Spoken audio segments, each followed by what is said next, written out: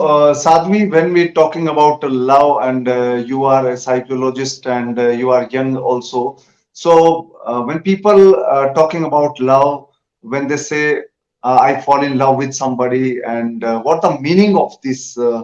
Is there any mental condition or any, it comes from heart or any other connection? Actually, it's a really, really good question. So, in psychology, when they first about talk about attraction, they say there's so many theories, and the one theory that's been the is Namaskar, welcome to the Thirsty Mind. Today we are going to discuss a very interesting topic: spiritual love versus worldly love. What's the difference? If there is any difference, then what kind of the difference is there? So today we are going to discuss this topic with a very prominent person, psychologist turned a saint, young Sadhvi Awakashi. She came from London to Lucknow, and these days she is in India. So we are connecting with her. Sadhvi Awakashi, welcome to the Thirsty Mind. Thank you, Gemma. Hello to everyone. Sadhvi, there's a question. What's the difference between spiritual love and worldly love? As a sannyasi, what's the meaning of love for you? So, for me, as a sannyasi, love Yeah. to me, Guru is my Guru Mama Shambhiji. And I'd like to explain that a little bit more. The thing is, to love in this world, our senses and everything are drawn to that are outside of us. And we always need an of affection. We need someone to be able to drive our affection, our love. Knowing God, you can experience God, but God has always been given the two concepts. There are so the one that is formless, the one that is everywhere but cannot see with the one that comes in a sakar form that brings all those human form to show you the path.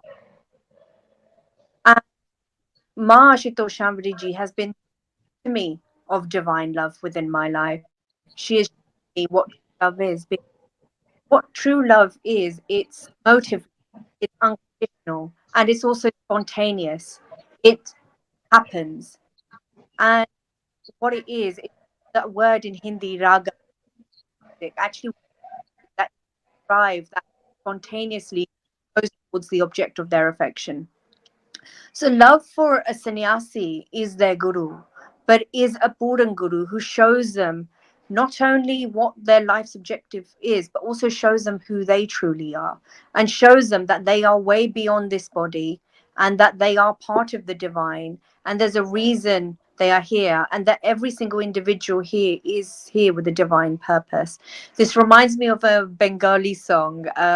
They say, "Oh Lord, it is the nature of me to run towards you, as it is of the river to run towards the ocean, and to the flower to give fragrance."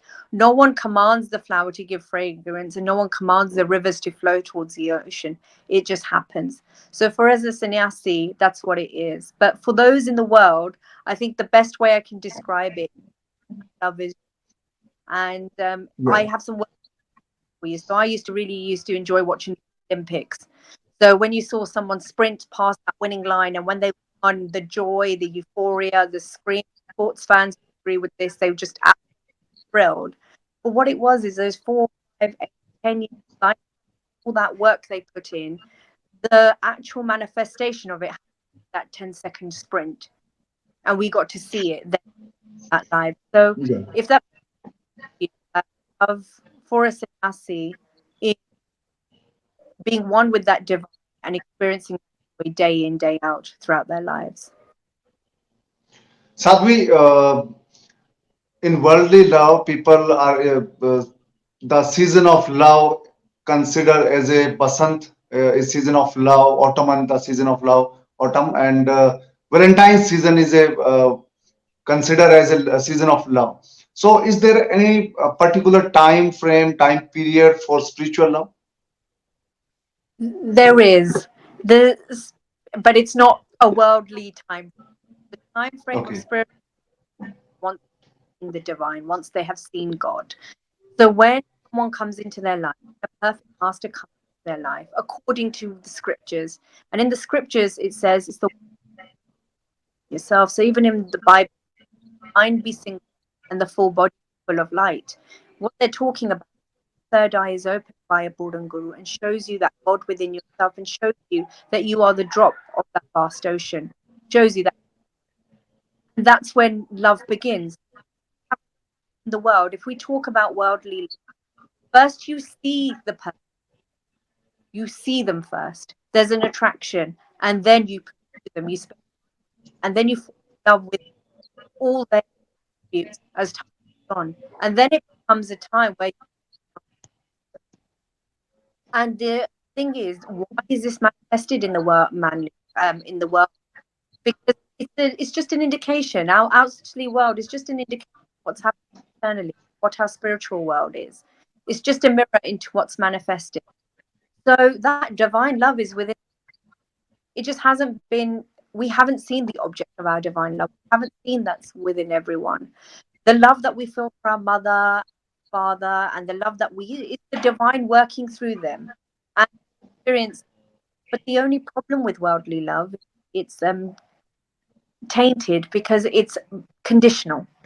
It's not Yeah. unconditional. Season of this love begins once you see the divine, because that's when your journey now begins.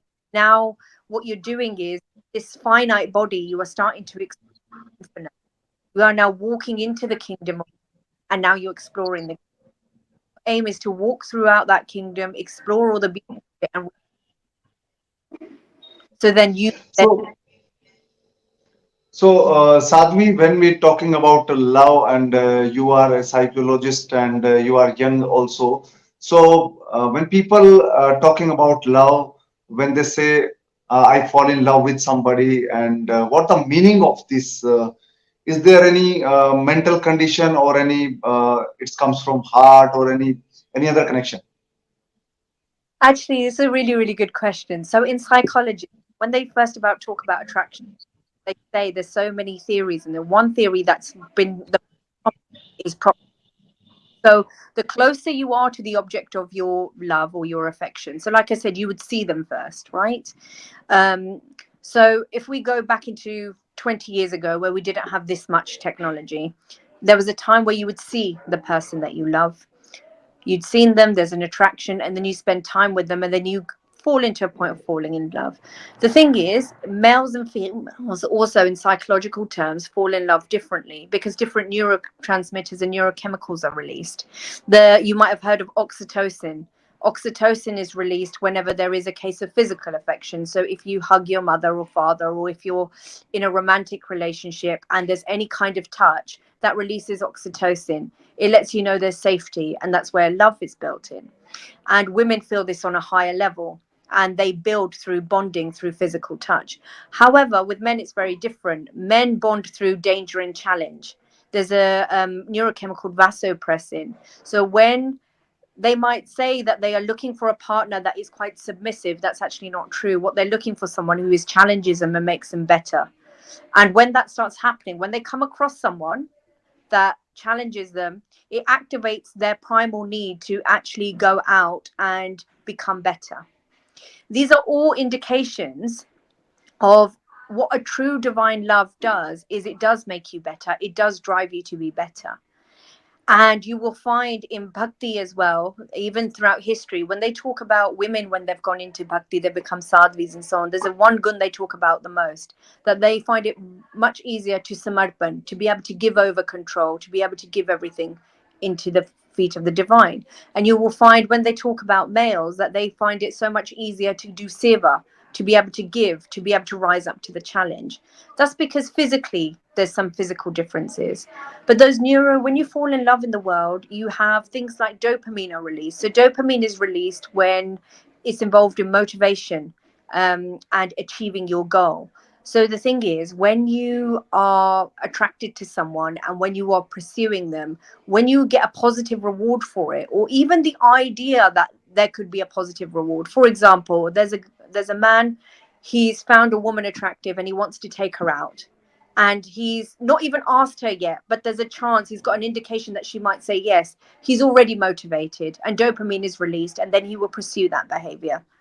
So these neurochemicals start releasing, and because it feels good, people pursue it until they get to their nth goal. So this, on a neurochemical basis, these things happen. And but what happens is that when you get Brahmgyan and when you have divine knowledge and your third eye is open, your pineal gland, which is your third eye here, is actually responsible for controlling all your hormones. So when you now start sitting in meditation, now that it's been activated, now that when you're breathing through that breath prana control, what you're doing is you're moving up the spinal fluid that's at the base of your Muladhara chakra, and you start moving it up. Your Shushmana Nadi has now been activated, which is a direct Nadi now, of where a direct vein where the breath control comes in.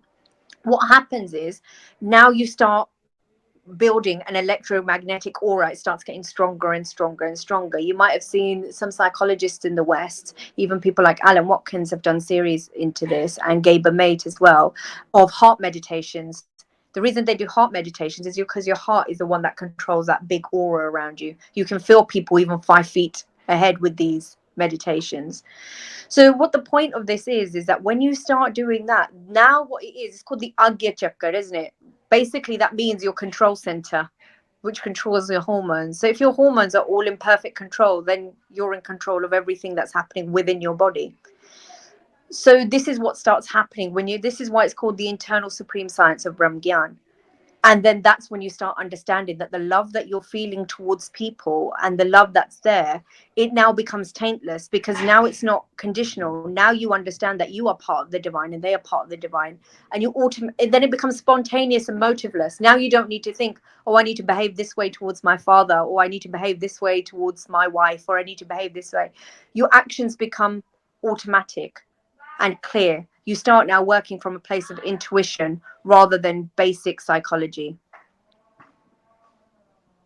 So, Sadhvi, can worldly love take a person to spiritual love? Is there any eligibility for uh, start a spiritual journey? I Eligibility think criteria type? one has read any works by Yoganand Paramahansa. He actually talks about this quite Yeah. extensively, describes it perfectly, because he keeps saying that love in the world, worldly love, actually is just reflection of divine. It's just giving you that love that you're feeling, that positive feeling you're feeling, that joy you're feeling, that euphoria you feel when you connect with another person, and that love you feel. That's what you want to keep taking forward. The only reason why it's painful is because we want to stay in that consistent state, but we don't know how to be still within that love, because we don't know where the power source of that love comes from. So that is where it starts, because that's where your questioning does begin. Okay, there's a book called The Path Less Traveled. In there, the psychologist, what he says is that you can only love a maximum of 5 people in your life. You can't love more than that. And at the time when it came out about 30 years ago, this book, everyone was like, this is so controversial. What do you mean I can't love more than 5 people? He's like, when you love someone, you're completely invested in their greater good and you want them to elevate in every single way. And that takes time, energy, and dedication. And we as humans, we are unable to do that. We're called cognitive misers, meaning that we always take the easiest route because our brains aren't equipped to be able to do such complex tasks, because we're confined by time. So in order to do that, you select a few people. So maybe your mother, father, maybe a sibling, maybe a child, and then maybe your partner. They're the only 5 people that you'd be able to truly invest in. And even that's a lot. So this is where the indication starts. But when you receive Brahm Gyan or divine knowledge, and then you are now connecting with the source that has not only just created the whole universe, where all divine love springs from, that now automatically starts dividing your attention to where it needs to go. Because Brahm Gyan, what it does is it brings your consciousness and your awareness and attention, and it expands it. And what you find is with attention, there's only very little. So I'm paying attention to you now that you're having a conversation with me. Now, if someone shows up out of anywhere, my attention gets diverted. I can't give attention to 2 things at the same time. And I can't give it the same quality of attention. However, that you connect with, and then now what it happens is it now automatically starts to assign your attention to where it needs. Your scope of awareness becomes larger. So now it's much easier to love spontaneously, traditionally. And then Yeah. I personal experience. So my family was a very close knit family. We really, I felt like no one loves each other as much as we do. But there were still difficulties, there were still complications, and there was still this attachment which would cause issues because you want people to behave the way you want them to behave. But when I came into the Sanid of Ma Ashutosh Shambriji and started walking on this path of Brahmgyan, my whole family is devoted into Ma's, you know, by her divine grace. But what I found is my relationship with my mother, father, sister, brother, and other people that are within this divine commune is so much easier. And it's so automatic. I don't even need to think about my behavior. My behavior and love towards them is automatic. And this is what divine knowledge does. So, to answer your question, yes, worldly love gives you an indication that there's something much bigger that you should be pursuing. It gives you that stairway to start asking questions and exploring. And then, as you move forward, your exploration should take you towards a divine master and then make it very clear how you are to live in that supreme joy. Sadhvi, season of autumn. So, what you want to say to people? Your message for them? What I'd like to say is in the season of autumn, like in the West, autumn is a really wonderful time. You will see it becomes a time where people become festive, the term is festive. Around that time, people start drinking drinks, up, start putting up, start wearing layers and warming up. They're not bothered by the cold, they're actually welcoming it. It becomes a season of where now people want to spend time indoors with family. They want to sit around the fire, they want to sing, they want to dance. They're already feeling joyous, even though the season for them is getting colder, and this is in the west. However, here in autumn, what happens is that we're coming out of the cold and we're coming into warmer, and now we're starting to accept that there's going to be all the things we missed in winter is now happening now. Oh, clothes will dry on time. We'll be spend more time outside. We can the different way of living life in the west. People live in the people outdoors, and those both seasons when they happen, that season of love, it brings joy, a new welcoming, a new start. And say to lovers in the world is that love is a very grace of Almighty. If you have it in your life, what I would say to you, work towards cultivating divine love, that you are not by need or any of these things, that there are no boundaries, that you can now live joy. And the way to do that, and it does sound like I'm preaching, but it's because it's my practical, because I've come from a life where I thought doing love would bring me happiness. However, you do need to be looking for the divine. You need to be seeking God. And God communicates. You don't have to use the word God. You can use supreme consciousness. You can talk about the cosmos. You can say it's the actually it's the one entity. It's a case of connecting to that vibration and that energy through a divine master who can show you the truth within yourself. So then you can experience joy day in, day out. And then you will see love is actually all around you. I know that sounds cheesy, but that's what the love is all around you. What we're saying, you just need the tool through which you can, or you need this some kind of transmitter where you can pick up the energy, that vibration of love, and then live it, and then be able to give it out to the world. So, Sadhvi, you described very well about love, spiritual love, and worldly love, and how somebody can start their journey towards spirituality. So, you define very well, and you are a saint, and you are a psychologist, and you are traveling through the world. So, you have vast knowledge. So, I hope people enjoyed it very well. So, thank you for joining us, and we will come with a new session with you. That would be great. No, thank you for having me here. Really good speaking to you all. And just want to add, anyone that views this, if anyone has any questions related to spirituality, anything they want to ask, do comment those things because they content questions. So yeah, but Jay Shri Matu, very much. Yeah, thank you.